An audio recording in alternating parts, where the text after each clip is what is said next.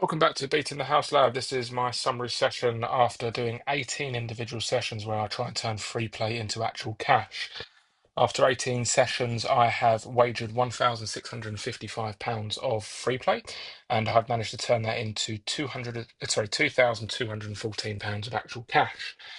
Now, at the end of the last summary session, I was running at 117.9%, and I've had a nice couple of sessions on roulette, which have bolstered that up quite considerably to 133.8%. That is what we are currently running at, which is massively ahead of where we were expecting to be at this point.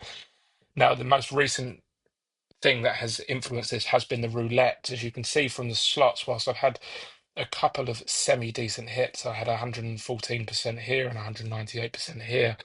Outside of that, they've been really quite poor: 43, 19, 49, 75. The introduction of the roulette has really changed things. And that's continued to be the case since I am recording this video as well, because I have a few more sessions to do. But as we can see, I had a 200%, a 200%, and a 500%. And that is really influencing where we are at. The other figure on this table that I like to look at is this total of the delta versus the expected down here. And what this is saying is basically how much cash I've got on top of the free play I used. And the reason why I like looking at this is to say if I was actually using my own money for this instead of free play, I would have obviously put in £1,655 of my own money, but I still would have been nearly £700 up compared to what is expected, i.e., 92%. So I would have still been, say, £600 up in actual profit.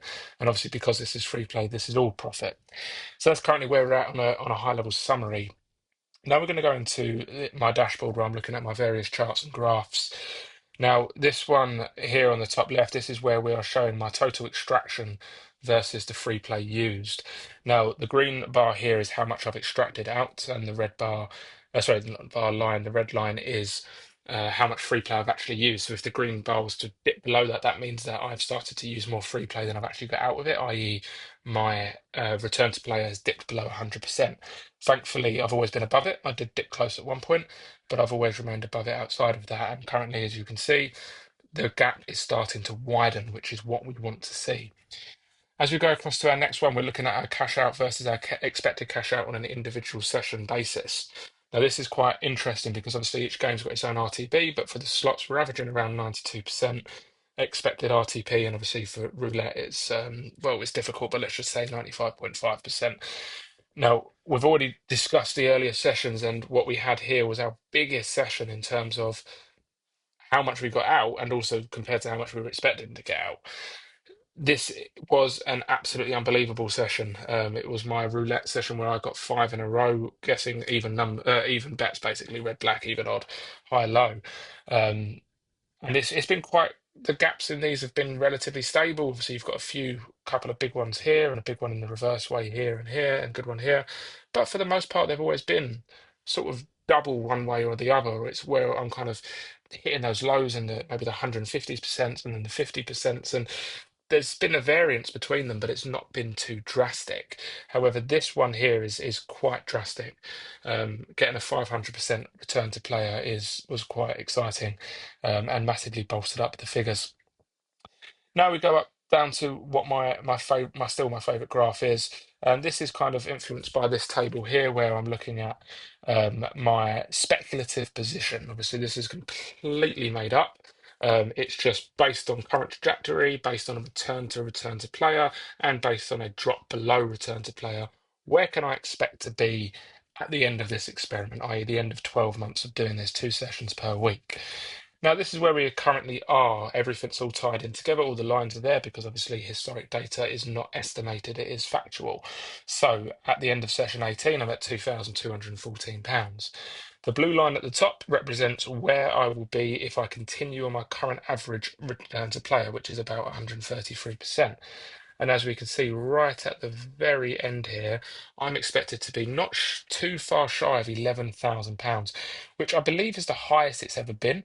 Um, I think I might have had a near 10,000 once or twice. Obviously, it changes every time as the average return to player changes, but it's currently the highest it's ever been.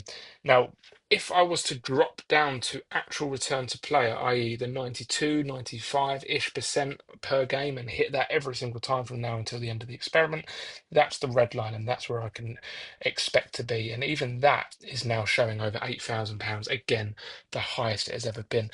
So if I was to become quite unlucky and just every single session get the expected return to player, I would still net over £8,000 of actual cash at the end of this experiment.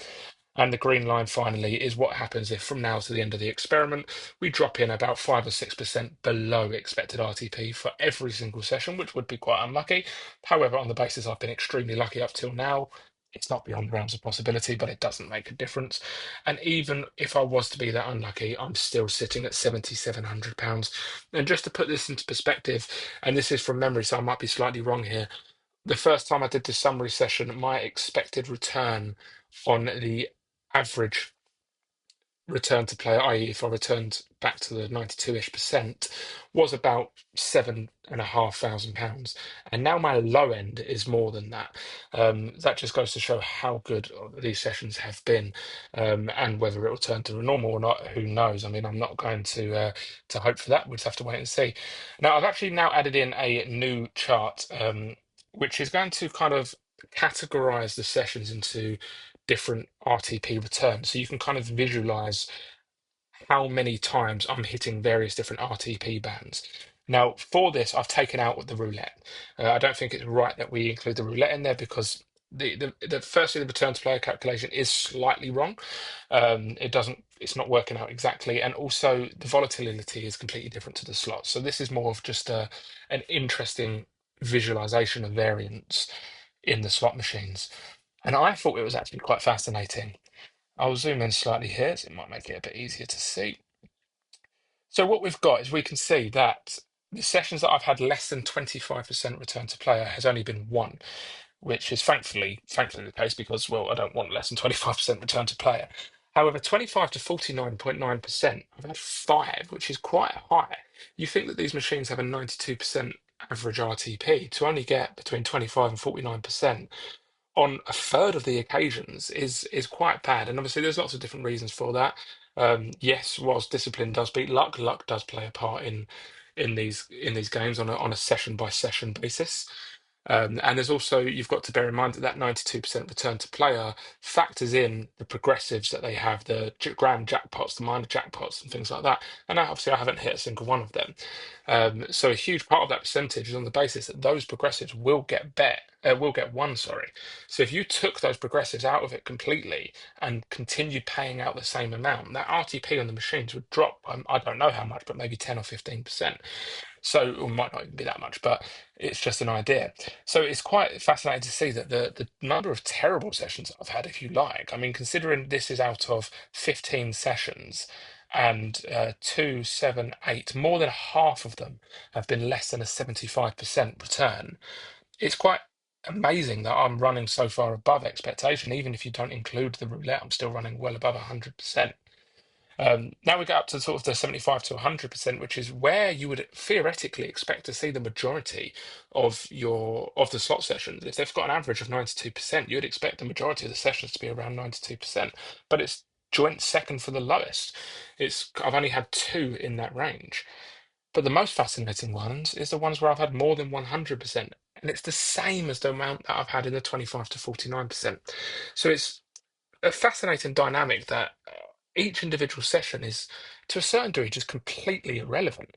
It doesn't matter what I return because, in the long run, it evens out. I've got some terrible sessions on here, and I've got some fantastic sessions. And yes, I'm still running well above expectation in on average. But even if some of these fantastic sessions weren't as good as they have been, with the terrible sessions that I've had, I would still be running above where I should be. And it's kind of fascinating to see it in this chart. And I quite like including that. So a shout out to my friend who recommended that I include this one. Um, I'm going to leave the session there. I think this has gone on slightly too long anyway. But I will catch you on the next episode. The next slots episode was not fantastic, but the roulette session after that was again fantastic, continuing the theme of terrible slots and good roulette.